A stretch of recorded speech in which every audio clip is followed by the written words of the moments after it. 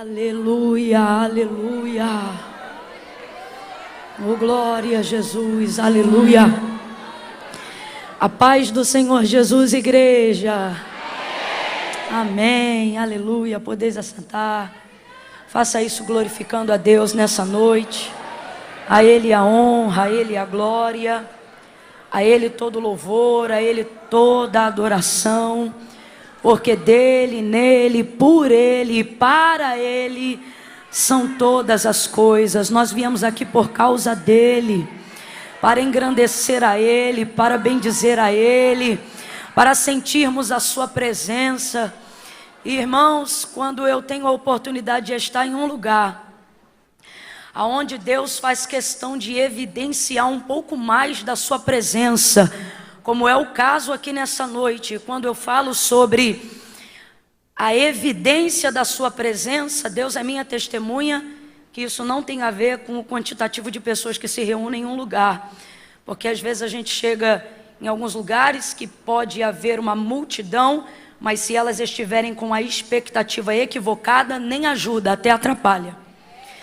Então o que eu estou falando aqui, estou falando no temor do Senhor, não é pelo que nós estamos vendo aqui, glória a Deus por isso, mas é porque o Senhor, Ele realmente está evidenciando a sua presença entre nós, o que mostra que a nossa expectativa aqui hoje está correta.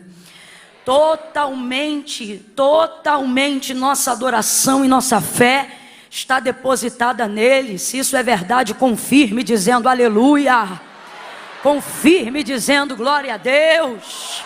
Se você veio aqui adorá-lo, confirme dizendo, é verdade, Senhor. É verdade, Senhor. E eu sinto isso na minha alma. Quando isso acontece, eu fico trêmula. E não é tremedeira de nervoso, não, nem de fome, não. Até porque eu já tomei café antes de vir para cá. É uma tremedeira de temor. Meu Deus do céu, meu coração está tomado de temor nessa noite. Aleluia, aleluia. Eu quero que seu coração fique assim também. Dá uma olhadinha com carinho para quem está do seu lado e diga assim para essa pessoa: guarda o teu pé, porque Deus está na casa. Meu Deus, aleluia, oh aleluia. Fala aí para essa pessoa assim, ó: se eu fosse você, eu respirava até devagar, para não pecar. Respira devagar, que é para não pecar. Porque, irmãos, num ambiente desse, estava ali orando com o pastor Ney, com a igreja, e o Senhor falando comigo: esta noite eu estou arrebentando correntes antigas. Esta noite eu estou arrebentando cadeados antigos. Vão haver muitos testemunhos, oh aleluia, oh aleluia, oh glória a Deus. Nós cremos em tudo isto, louvado seja o nome do Senhor. Como é bom poder retornar a essa casa, pastor Ney, Deus abençoe sua vida, pastor Andréia, Messias, como Deus lhe usa, como fomos ministrados através da sua vida nessa noite. Deus continue abençoando. Toda nasci para Deus. Eu fico muito feliz quando eu venho aqui. É sempre uma honra poder estar aqui com os irmãos nessa casa. Deixa eu aproveitar aqui bem rapidinho, gente, dizer que ao término do culto, lá embaixo, vão estar disponíveis os nossos materiais. Vocês já sabem qual é a motivação do nosso coração, sabem como o Senhor tem nos direcionado a sermos bênção para o campo e a obra missionária no Brasil e no mundo, mas nos últimos 6 anos, de maneira muito específica no Brasil. Então, todas as vezes que você adquire qualquer um dos nossos produtos, você entra com a gente no campo missionário, tá bom? Erradicando a fome em alguns bairros, construindo casas pastorais, conseguindo barcos para a travessia, não só de pessoas, mas também de materiais e de comida no Ribeirinho, no extremo norte do nosso país, bem como outras regiões, tá bom? Então a gente vai estar lá embaixo depois que o culto acabar, e você desejando adquirir, a gente trouxe hoje alguns produtos especiais. Tem a camisa Foco até o Fim. Quem me conhece já sabe que esse é um dos meus lemas, é a minha luta contra a inconstância. Camila, você já venceu, irmãos? Eu venço todo dia. A luta contra a inconstância, ela é um método disciplinar. Você não vence quando vence, você vence enquanto não desiste de lutar. E aí você vai seguindo e é assim que você vai melhorando, tá bom? Então tem essa camisa Foco até o Fim, que também faz parte do nosso treinamento. Tem o vestidinho que é o queridinho delas. Eu nunca voltei para casa com esse vestido de todas as vezes que eu trouxe ele para Guarulhos. E eu quero agradecer a vocês por isso. Esse daqui é um dos nossos modelos mais antigos e ele ainda é o carro-chefe que mais abastece a junta e o campo missionário no extremo norte. Eu estou falando do Pará, do Belém, dos ribeirinhos do Amazonas, até hoje. Então eu quero agradecer a todos vocês que compram, que adquirem, que quando fica surrado vai lá e compra de novo o mesmo modelo, porque esse é um dos modelos que mais nos ajuda na contribuição. É o vestido do leão preto, tá vendo? Vocês já sabem qual é o esquema dele. Botou um tênisinho, derruba 10 anos em qualquer idade. Se tiver 60 vão dizer que é 50, se tiver 50 vão dizer que é 40, tá bom? E hoje, para todos os jovens, quem são os jovens? Os que estão abaixo da linha dos 100 anos. Tá tudo na sua cabeça. Eu trouxe essa jardineira, muito legal, muito bacana, um jeans muito bem lavado, super confortável. E hoje em especial, quem adquirir a jardineira já vai ganhar de baixo a peça da camisa, já vai junto com ela, tá vendo? Por que, Camila? Para eu garantir que você vai usar com uma peça por baixo essa jardineira. Brincadeiras à parte, irmãos, vai estar disponível lá embaixo, tá bom? Se vocês desejarem adquirir, vai ser uma bênção para a minha vida, mas só faça isso, obrigadão, irmão. Só faça isso se também for uma bênção para a sua, tá bom? Glória a Deus. Abra comigo a sua Bíblia no livro de Atos dos Apóstolos.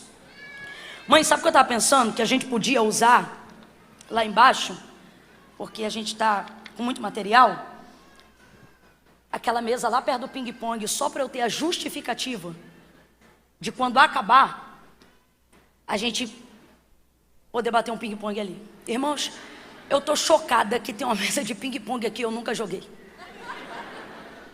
Você já jogou ping-pong? Você tem que ter essa experiência, você não está entendendo.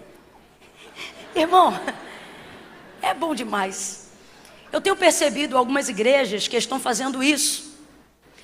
E eu sei que algumas pessoas não gostam, mas outras conseguem compreender como isso tem alcançado e tem dado qualidade de tempo para a gente poder não só sair sem pressa, mas também chegar sem pressa, né? Muitas igrejas têm utilizado esse espaço para abençoar a vida dos nossos jovens. E eu quero louvar a Deus por isso. Pastor Ney, gostei tanto que se der hoje eu vou jogar um ping-pong lá embaixo também. Irmãos, sem mais delongas, vamos ao texto sagrado, Atos dos Apóstolos, capítulo de número 9. Quem achou, diga amém. Amém. Glória a Deus. Nós vamos ler os versículos 3, 4, 5, 6 e vamos pular para o 10 e fazer a leitura aí em diante, tá bom? Atos capítulo 9, versículos 3, 4, 5, 6 e vamos pular para o 10. Quem entendeu, diga amém. Amém.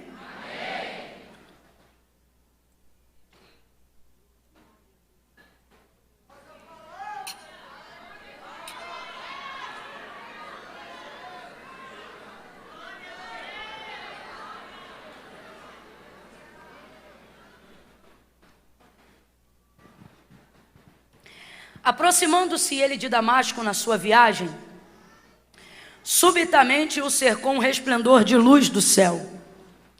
E caindo por terra, ouviu uma voz que lhe dizia: Saulo, Saulo, por que me persegues? E ele disse: Quem és, Senhor? E respondeu o Senhor: Eu sou Jesus a quem tu persegues. E duro será para ti recalcitrar contra os aguilhões. Agora levanta-te e entra na cidade, e lá te será dito o que te convém fazer. Verso 10. E havia em Damasco um discípulo chamado Ananias.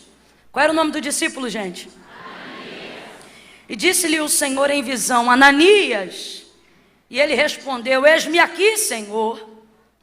E disse-lhe o Senhor: Levanta-te, vai à rua chamada direita, e pergunta em casa de Judas por um homem de Tarso chamado Saulo, pois ele está orando. E numa visão ele viu que entrava um homem chamado Ananias. e punha sobre ele a mão para que tornasse a ver. E respondeu Ananias: Senhor, de muitos ouvi acerca deste homem, a quantos males ele tem feito aos seus santos em Jerusalém, e que aqui tem poder dos principais sacerdotes para prender a todos aqueles que invocam o teu nome. Disse-lhe, porém, o Senhor a Ananias: vai, porque este é para mim um vaso escolhido, para levar o meu nome perante os gentios, os reis e os filhos de Israel. E você diga amém por essa palavra. Amém. Diga amém por essa palavra. Amém. Eu vou contar de 1 a 3. No 3, você vai liberar uma palavra que determina o rumo profético daquilo que Deus nos confiou como verdade para essa noite, tá bom? Quando eu disser 3, você vai olhar para esse irmão, para essa irmã, e vai dizer assim para ele ou para ela: você está cercado. Você viu que eu não contei até 3, vocês já sabem disso, não sei por que vocês fazem. No 3 você vai dizer, tá? Quando eu disser 3, você vai dizer: você está cercado. Agora, irmão, para pensar no que é a expressão dessa palavra. Quem aqui consegue ver essa palavra dentro de um contexto que não esteja em conotação de urgência? Eu vi você virando: você está cercado. Irmão, imagina a cena. Normalmente esse tipo de palavra é liberado para alguém que precisa se render. Se a pessoa precisa se render, ela está numa posição muito complicada. Significa que uma força de autoridade maior está sob domínio. Foi exatamente o que Paulo fez no caminho de Damasco, antes da entrada dos portais de Damasco. Foi cercado por um súbito resplendor de luz do céu, e essa luz era Jesus. Tanto é que ele ainda nem sabia que era Jesus, mas ele reconhecia que estava diante de uma autoridade maior do que toda e qualquer autoridade que ele já esteve. Por isso a sua posição era de rendição. Tanto é que ele pergunta: quem és, Senhor? E o S é maiúsculo, não é educação, é rendição. Eu reconheço o teu senhorio, eu reconheço a tua autoridade. Então eu quero que você entenda esse contexto desta noite. Quando eu disser 3, você vai olhar para quem está do teu lado e vai falar como se fala alguém nessa circunstância. Você nunca vai ver a polícia cercando a casa de alguém que está fazendo um outro refém e vai pegar o alto-falante e vai dizer: você está cercado. É assim não, meu irmão. Como é que é? Você está cercado, meu irmão. Entendeu? Convença essa pessoa no 3. É 1, é 2, é 3. Diga aí. Agora assusta o outro, vai, diga de novo. Você está cercado, meu irmão. Você está cercada, minha irmã. Está cercado pelo teu chamado, pela tua vocação. Está cercado pela missão que Deus te confiou, ou pela unção que te elegeu, pelo plano que Deus tem com a tua vida. Você não vai mais fugir. Ou eu vou dizer de novo: você não vai mais fugir. Aquele que te guarda e nunca dorme te cercou por todos os lados. Você não tem para onde fugir.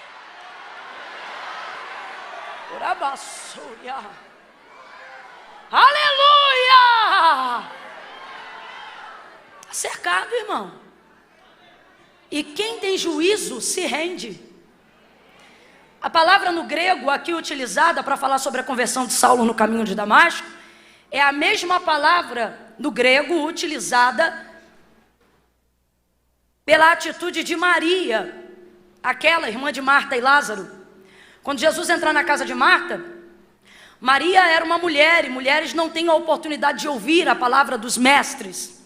Só que como Jesus entrou na casa de Lázaro, Marta e Maria, e começou a ministrar, era uma oportunidade raríssima que ela tinha, que outro momento da sua vida, ela poderia ouvir as palavras do Senhor tão de perto, assim como nós estamos aqui nessa noite.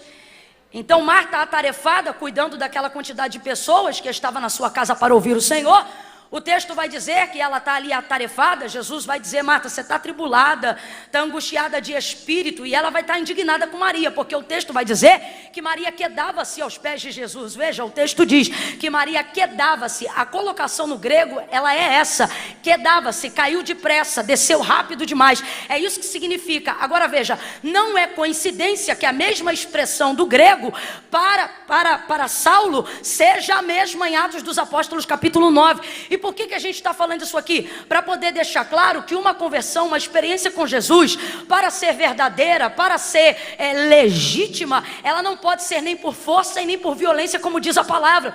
E às vezes, por a gente ler no texto, na maioria das traduções, que por ter sido cercado pelo esplendor de luz do céu, que era Jesus, ele caiu com o rosto em terra, alguém pensa que isso foi um tombo, mas isso não foi um tombo, isso não foi uma queda não programada. Tanto é que mesmo utilizando a palavra caiu, olha o que o texto diz: caiu com o seu rosto em terra.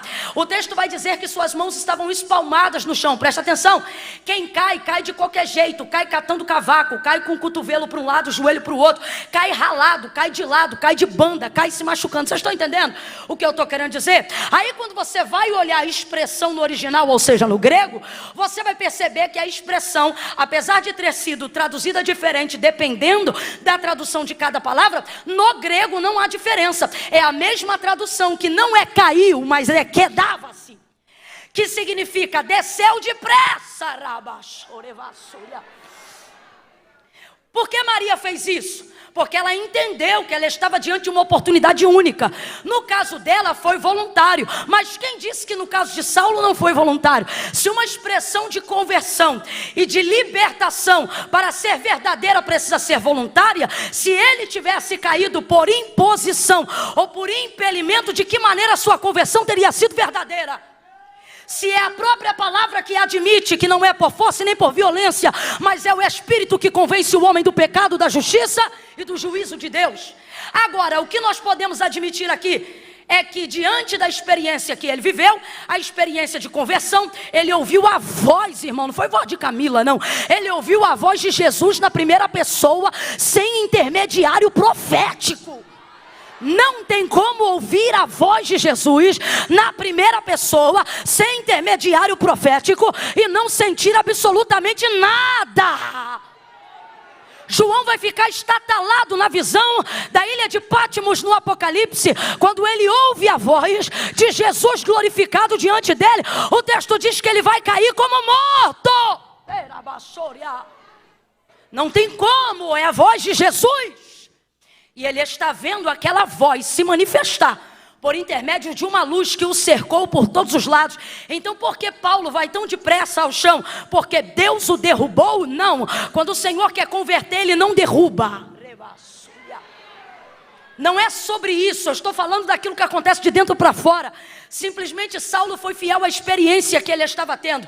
Diante do que ele viu, diante do que ele ouviu, ele sentiu algo. E diante do que ele sentiu, ele não resistiu e desceu depressa.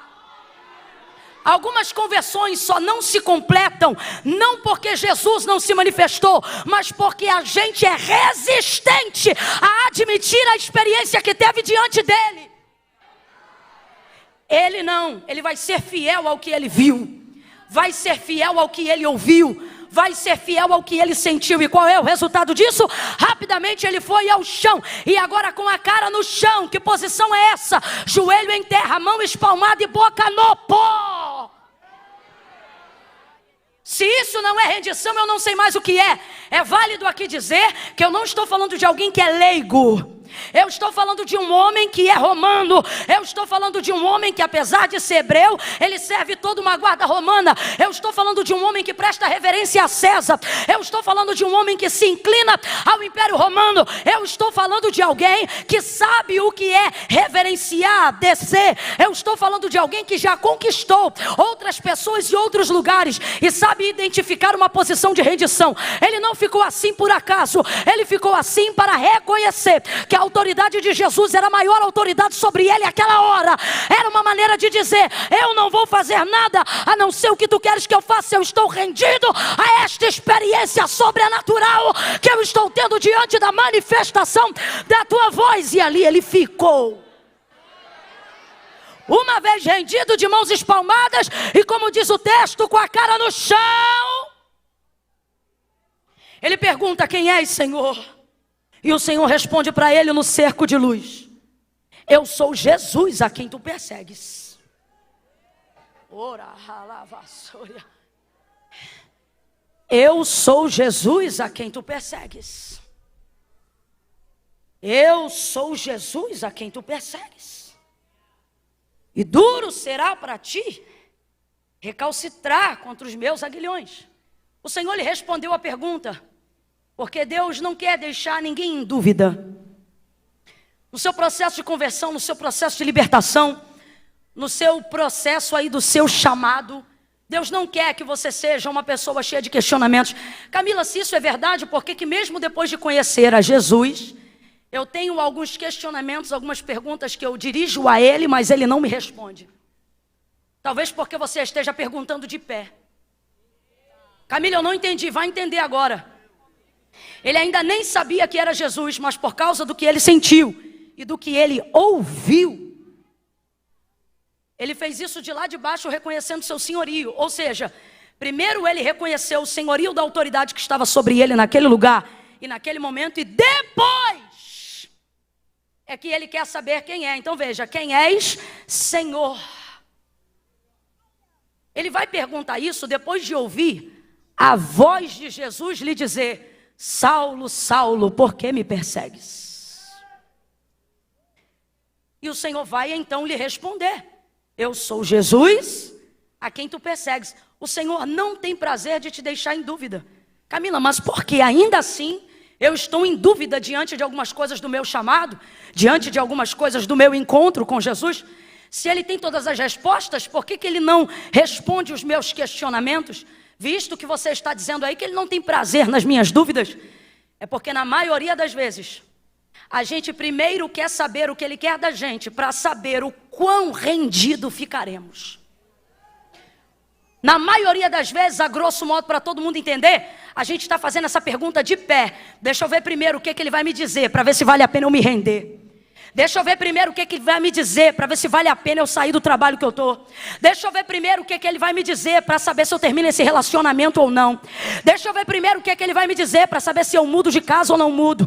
Deixa eu ver primeiro o que Ele vai me dizer, para saber se Ele vai compensar de alguma forma o vício que hoje eu tenho ou não. A maioria das vezes, alguns questionamentos não são respondidos, porque não estamos querendo resposta, estamos querendo suborno. Não estamos querendo resposta, estamos querendo barganha. A gente quer saber primeiro o que a gente vai ganhar, o que Ele veio fazer, o que primeiro Ele tem a oferecer, para saber até que ponto vale a pena a gente descer. Mas Deus nos trouxe hoje aqui, debaixo de uma atmosfera profética, e eu posso dizer que sinto isso até os meus ossos, porque minhas carnes estão tremendo debaixo do temor do Senhor. Então desfrute dessa unção, que está jogando por terra cadeados antigos e coisas que te prendem de viver uma rendição completa diante de Jesus. Levanta a mão direita para pegar deste poder, bota a esquerda na mesma altura, vai meu filho. No 3, abre os braços em volta dessa pessoa, segura. No 3 você vai impor as mãos sobre ela e vai dizer para ela: renda-se primeiro e pergunte depois. É 1, é 2, é 3, impõe a mão nele, vai. Impõe a... Cadê meu tecladista e meu baterista? Cadê? Impõe a mão nele ou nela e diga: renda-se, renda-se. Desce primeiro e pergunta depois. Desce primeiro e pergunta depois. Reconhece quem Ele é primeiro, que Ele te responde depois. Te humilha primeiro, que Ele fala contigo depois. Empurra alguém de leve para frente. Vai, não acabou não. Empurra alguém de leve para frente e diga: primeiro desce, primeiro desce, primeiro desce. Humilhai-vos debaixo da potente mão do Senhor, para que ao seu tempo Ele vos exalte. Você está perguntando de muito de cima.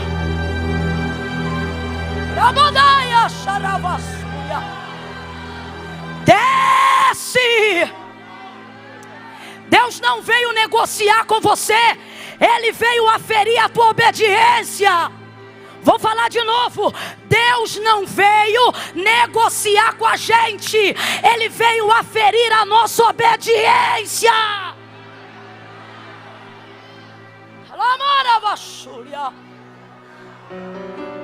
A gente quer saber, a gente tem pergunta, a gente quer resposta, mas faz as perguntas do lugar da nossa acomodação. Jesus está com uma mão estendida do lado de cá para a gente, e a gente está com as duas mãos segurando naquilo que a gente confia do lado de cá. Aí ele diz: tira a mão daí e vem para cá. Aí você diz: não, primeiro me diz, o que vai ter aí para eu saber se posso soltar aqui? Vocês estão entendendo o que eu estou querendo dizer? Isso é manter-se de pé diante do senhorio de Cristo. É não ter entendido qual foi a voz que se manifestou no teu caminho. Só que não importa quanto tempo você vai demorar para entender, não importa a que você está agarrado. Hoje Deus me trouxe aqui como profetisa dele para dizer a você: você está cercado.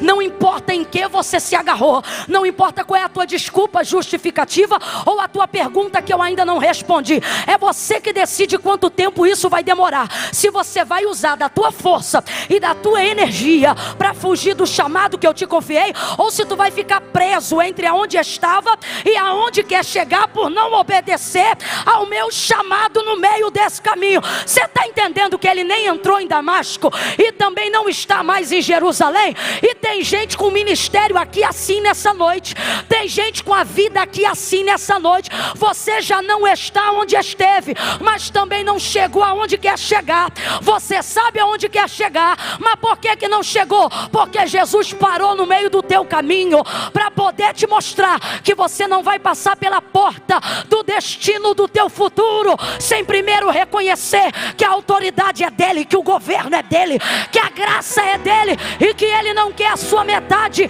ele te quer inteiro. Completa para mim, por favor, Nasci. Ele não te quer por metade, ele te quer. Ele não te quer metade, ele te quer. Abre essa boca, ele não quer metade, ele te quer. Então assim diz o Senhor: ou você se rende, ou você vai ficar no meio do caminho, porque tu não volta para onde veio, mas também não entra aonde você quer entrar. Desce que eu falo contigo, desce que eu te mostro a porta, desce que eu completo a obra. Embora, baixo,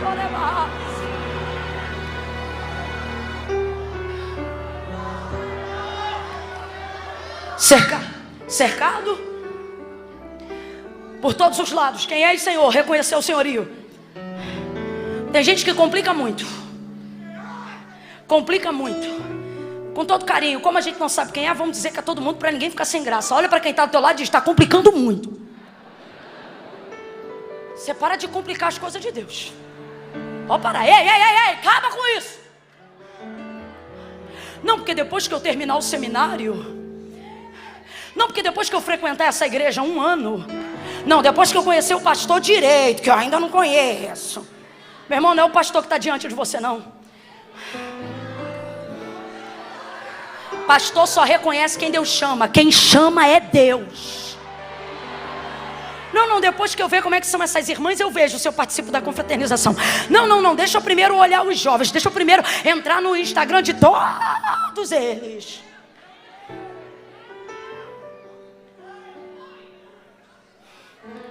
Não é a tua investigação que vai determinar a decisão que você precisa tomar. É o convite, é a chamada de Deus que determina a decisão que você precisa tomar. Sai do meio desse caminho. Irmãos, Paulo não era um frequentador de igreja, não. Pelo menos não dentro do contexto de cristianismo que você conhece como frequentador de igreja. Ele não participava de escola dominical, não. Domingo à noite ele não estava num culto igual esse aqui, não.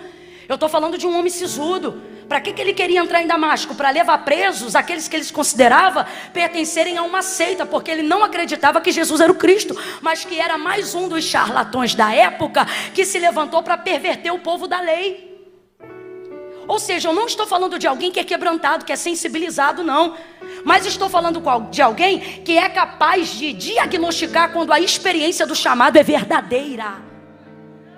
E às vezes o que está faltando para a gente não é anjo descer, não. Às vezes o que está faltando para a gente não é o que Gideão pediu, não. Primeiro vê-lo seco, em volta molhado. Depois vê-lo molhado, em volta tudo seco. Pedindo um monte de sinal para Deus, complicando um monte de coisa. Deus está dizendo que muitas vezes o que está faltando para a gente é analisar o quão verdadeira foi a experiência que a gente viveu. é simplesmente tomar uma decisão em cima do que você viveu. Meu irmão, o que você viveu? O que você sente na casa de Deus?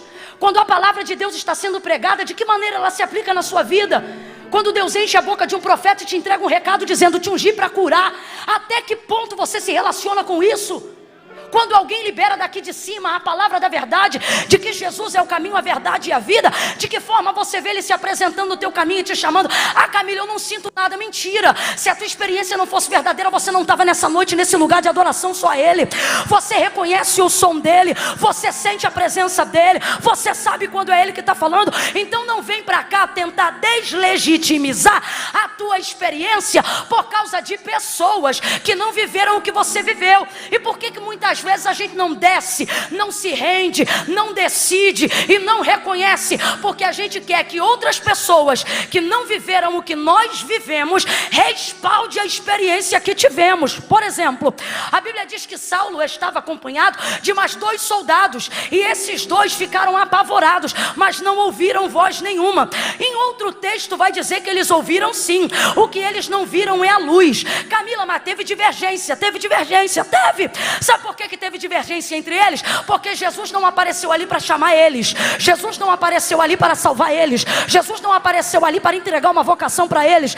Camila, eu não entendi. Vai entender agora. Você quer que os outros sintam o que Jesus só fez você sentir.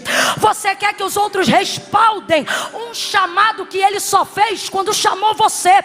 Aí você quer que o outro confirme, aí o outro não confirma, porque um diz que é de Deus, outro diz que não é de Deus. Um diz que viu e o outro diz que não viu. Um diz que ouviu e outro diz que não ouviu. Agora responda para mim com inteligência. Quem tinha que ver, viu ou não viu? Quem tinha que ouvir, ouviu ou não ouviu? Então Deus está dizendo: por que você quer buscar lá fora o respaldo que eu estou te dando aqui dentro? Essa experiência você está tendo com ele, não é com os outros. Pare de buscar caminhos para deslegitimizar aquilo que Deus já fez na tua vida. Ao invés de procurar gente para enfraquecer o que você ouviu, comece a procurar gente que vai fortalecer o que você sabe que viveu. Irmãos, quando a gente vive uma experiência com Deus, seja de conversão ou seja de vocação, o primeiro a questioná-la somos nós mesmos. Mas também é bem verdade que o primeiro a ter certeza somos nós mesmos. A mão soa, o coração bate, a mente pensa. Eu estou falando algo aqui que é tão real, que às vezes Deus levanta um profeta no meio da igreja e pode estar cheio como está aqui. Quando é para uma pessoa cujo chamado precisa de algo específico, ela já sabe que é para ela antes de chegar. Esse amém que vocês estão ouvindo é o pessoal que já passou por isso. Você vê que é uma quantidade de gente expressiva. Mas a gente fica querendo enfraquecer no processo. Só que Deus não vai permitir isso acontecer com Saulo. Deus não vai permitir isso acontecer com Saulo, e eu vou te dizer por quê. Não é porque ele é melhor do que nenhum de nós. Pelo contrário, ele mesmo dizia sobre si: dos pecadores eu sou o pior, o mais miserável dentre todos eles. Era o que ele dizia. Agora, olha que coisa linda. Quando o Senhor chama ele, chama pelo nome. Completa para mim, por favor. Quando o Senhor chama ele, chama pelo... Seu nome de maior conhecimento não era Saulo. Seu nome de maior conhecimento era Paulo. Porque Paulo é a variação do seu nome para o romano. Saulo é a variação do seu nome para o hebraico. Agora, quando Jesus vai aparecer ele, não chama ele pelo nome de sua fama. Chama ele pelo nome de sua raiz genealógica. É um jeito de Deus dizer assim: não importa o status que você alcançou, eu sei de onde você veio. Sei quem você é. Sei o que você sabe.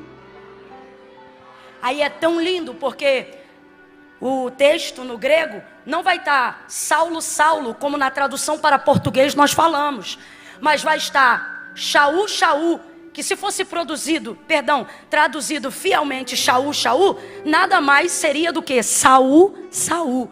Então, se eu fosse aqui pregar como se minha Bíblia estivesse em grego, o que o Senhor está chamando Paulo quando encontra ele no caminho de Damasco é Shaul, Shaul.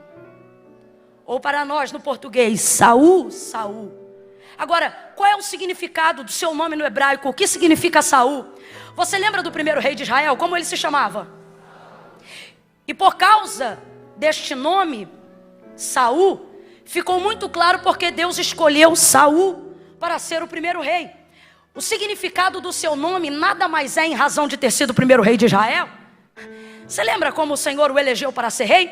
O povo pedia um rei, dá-nos um rei, dá-nos um rei. Não era da vontade de Deus que o povo tivesse um rei, mas porque o clamor do povo era insistente a Samuel, ele intercedeu e na verdade Deus ouviu o clamor do povo e disse a Samuel: Samuel, eu vou dar um rei como eles estão pedindo. Falou tudo que eles iam passar, tudo que ia acontecer, mas ele disse: ó, eu vou atender o pedido do povo. Então veja, o povo clamou e Deus atendeu. Quando Samuel foi fazer a intermediação da escolha de Saul para ser o rei do povo, sabe como ele foi clamar? O pedido do povo a Deus. Então o que isso significa? Significa, pedido foste a Deus. Entenda, quem era o Saul, o primeiro rei de Israel? Alguém que foi pedido a... Vem comigo, alguém que foi pedido a... E Deus atendeu. Então a partir daí o significado no nome de Saul, e isso que eu estou falando não estou inventando, é literal no texto e no contexto. O nome de Saul significa pedido foste a Deus. Então responda aí para mim, qual é o significado do nome de Saul? Qual é? A galerinha tem que participar. Qual é o significado do nome de Saul? Então quando Jesus cerca ele no caminho de Damasco e fala com ele: Saul, Saul, o que ele está dizendo 2 vezes para Paulo?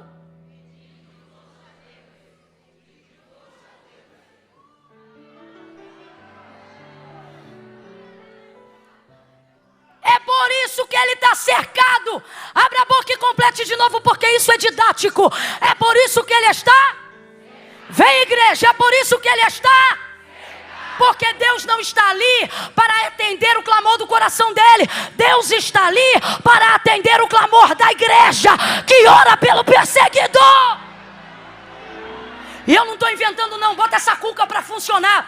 A igreja primitiva é a igreja apostólica. A igreja apostólica é a igreja que caminhou com Cristo. Eu estou falando de Pedro, eu estou falando de João, eu estou falando de gente que sentou do lado de Jesus antes de ser assunto aos céus e que ouviu da boca do próprio Jesus, na primeira pessoa, dizer a ele: olha, eu não quero vocês falando mal daqueles que vos odeiam, façam diferente, porque se vocês só amarem os que vos amam, que diferença vocês têm dos gentis? Agora vocês não, façam diferente. Orai pelos que vos perseguem, amai os que vos odeiam. Eu vou dizer de novo, olha o que Jesus ensinou para o primeiro pastor da igreja: ame os que te odeiam, ore, ore, ore pelos que te perseguem, ore. Então agora vem comigo. Jesus foi assunto aos céus. Atos dos Apóstolos capítulo 1, a descida do Espírito Santo reveste a igreja. Atos capítulo de número 2, a igreja cresce. Eu disse que a igreja, ninguém segura uma igreja cheia do Espírito Santo. Não interessa quem governa, se é Roma ou se é César, a igreja vai crescer. Cheia do Espírito Santo, ela cresce. Agora vamos lá, o povo reunia todo dia para orar. Não sou eu que estou dizendo, é a palavra de Deus. A palavra de Deus diz que depois que Jesus foi assunto aos céus, o povo se reúne todo dia para orar. O povo se reúne todo dia para... O povo se reúne todo dia para... Bora! O povo se reúne todo dia para... Para orar o quê? As coisas que Jesus ensinou. Orar para aguardar a vinda dele. Orar para saber o que fazer. Orar o Pai Nosso. Para orar. Você consegue imaginar a igreja cuja liderança caminhou com Jesus Cristo? Você consegue imaginar uma igreja onde João é pastor? Entenda o contexto que eu estou falando. Eu sei que aqui no caso ele está auxiliando. Mas que viu Jesus pendurado no madeiro, arrebentado pelo sistema de Roma e pelos religiosos, sumos sacerdotes, olhando para os soldados que estão zombando e crucificando, e dizer: Pai, perdoa-lhes. Você consegue imaginar um João que presenciou essa cena, o agredido liberando o agressor, voltar para dentro da igreja, na sua primeira instituição, E ao saber da notícia de que um perseguidor pega os judeus, você consegue imaginar um Pedro sanguíneo? Que Jesus podia ter dito: sai da cúpula ministerial porque você é terrível. Mas disse ele: até o último dia, vós sois os que tende permanecido comigo nas minhas tribulações. E o amou e o perdoou. E o colocou como primeira liderança da linha de frente da instituição chamada igreja. Vai ouvindo aí. Você consegue imaginar esses homens que viram Judas meter o bocado molhado no prato de Cristo, e ao invés de arrebentar e segurar ele na ceia para não ser entregue, o liberou, e quando o encontrou no Getsemane, não disse inimigo, mas disse: a que vieste? Você consegue imaginar esses homens sendo mentorados por esse Jesus que está aparecendo para Saulo no caminho de Damasco? Vocês conseguem imaginar eles entrando para a igreja? Vai embora não. E usando todo o poder que eles receberam em Jerusalém, toda a unção que eles receberam na descida do Espírito Santo. Vocês conseguem imaginar eles entrando na igreja, dobrando o joelho para dizer: Senhor, mata esse governo. É isso mesmo, eu sabia que vocês não iam dar glória agora. Porque Deus conhece as orações que muitos têm feito. E eu tenho que te falar um negócio. A Bíblia diz que na ira a justiça de Deus não opera. Quer ver justiça de Deus no Brasil? Começa a limpar o coração. Começa a purificar as mãos. Começa a parar de ter pensamento de ímpio, desejando a morte dos outros. Essa igreja não se reunia para dizer mata. Mas é fácil imaginar qual era o tipo de clamor que gente que ouviu da boca de Jesus: orai pelos que vos perseguem, amai os que vos odeiam. Dá para imaginar que tipo de oração? É a oração de uma pessoa que recebeu de Cristo o mandamento de amar quem odeia e orar por quem persegue. Eu não consigo imaginar a igreja se reunindo e fazendo campanha para matar Paulo. Eu não consigo. Eu estou errada, gente? Essa igreja que caminhou com Cristo, a igreja primitiva, que repartia tudo em comum, a primeira igreja a receber a descida do Espírito Santo, o revestimento de poder, língua repartida de fogo, sombra de gente curando. Você acredita que a sombra de um homem que cura reúne o povo para dizer: vamos orar para matar? Mas não é difícil para mim. Eu não estou dizendo que está escrito isso. Eu estou trabalhando com aquilo que eu vejo diante do que eu leio. E eu não consigo imaginar essa igreja se reunindo e dizendo: vamos orar, mata, mata, mata, mata. Mas eu consigo imaginar essa igreja orando: salva, cura, liberta, transforma. Porque se tu tem para matar, que poder então tu tem para salvar? Evangelho não é morte, é vida. Evangelho é transformação. Evangelho é quebra de cativeiro. Evangelho é libertação de consciência. Evangelho é metanoia. Evangelho é andar na contramão do mundo. Não vos conformeis com este mundo, mas transformai-vos pela renovação do vosso entendimento. Está todo mundo orando mata, mas a igreja de Jesus vai orar: salva, liberta, converte, transforma. Porque o teu poder, teu é o poder, o reino e a glória.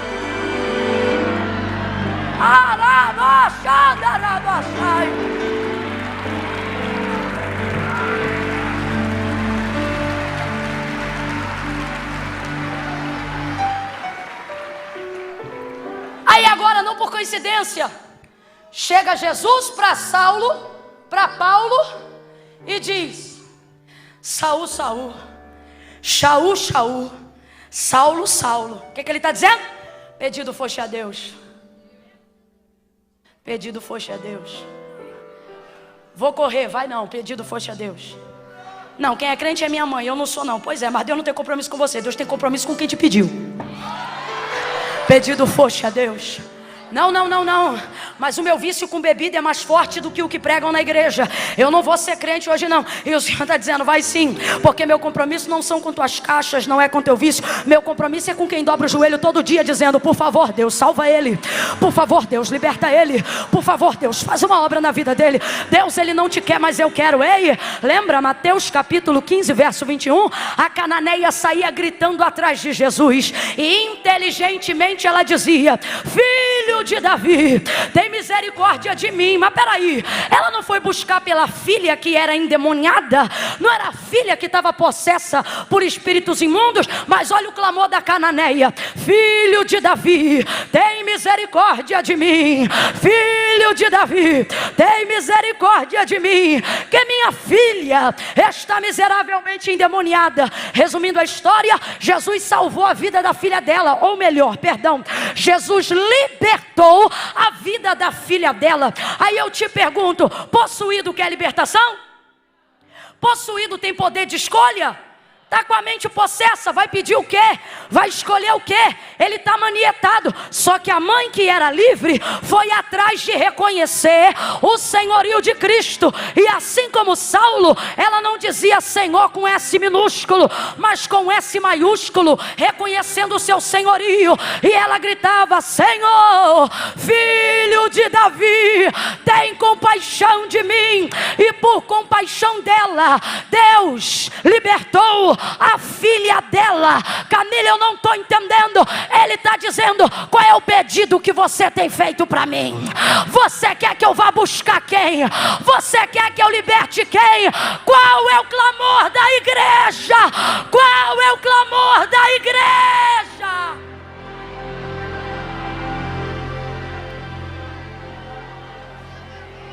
Se a igreja clamar o que Cristo ensinou, o que Deus não atenderá? Se a igreja clamar o que Jesus ensinou, que súplica nossa Deus não responderá? Mas a pergunta que não quer calar é, a igreja está clamando o que Cristo pediria? Ou o que o vosso coração carnal deseja?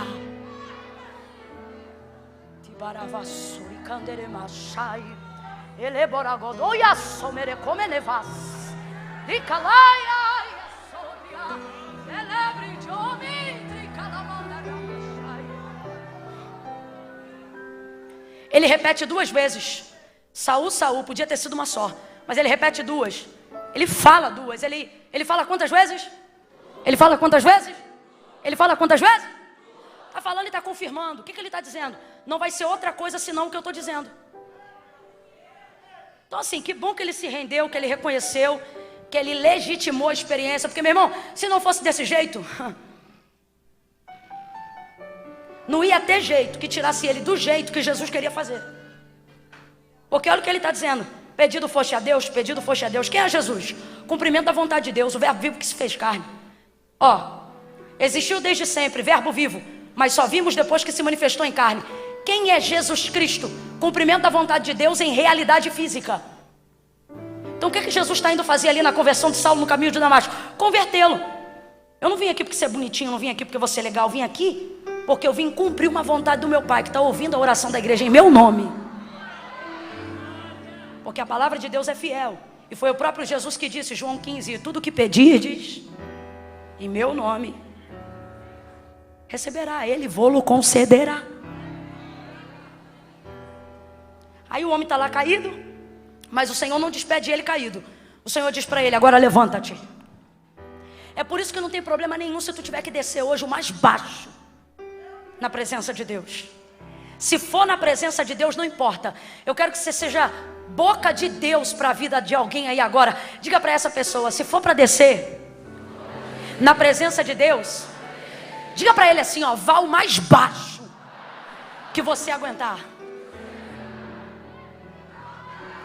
Porque não importa o quão baixo você vai se humilhar e descer diante dele, que a mão e a palavra dele não te faça sair de pé desse lugar que você se humilhou, deste lugar que você desceu. O Senhor não dispensou Saulo caído daquele momento. Ficou cego por causa do resplendor de luz e precisou ser guiado ao caminho de Damasco, à entrada de Damasco. Mas o Senhor vai dizer para ele: agora levanta-te. Olha que coisa linda, gente, levanta-te. Todos nós que estamos aqui, não importa o quanto tenhamos que confessar pecados nesta noite, o quanto tenhamos que descer, chorar, nos rasgar, trazer cinza, se humilhar diante dele, ele está dizendo: use todo o culto para descer, ciente de uma coisa: antes do culto acabar, eu te boto de pé, porque na minha presença, quem chega descendo, sai dela de pé. Eu estou declarando: você vai sair de pé, você vai sair de pé, você vai sair de pé. Dá uma catucada em quem está ao teu lado, e no âmbito profético, diga para essa pessoa: vai sair de pé, vai sair de pé, você vai sair de cabeça erguida. Quem se humilha para Deus não é desvalorizado diante de ninguém, porque já se humilhou diante dele.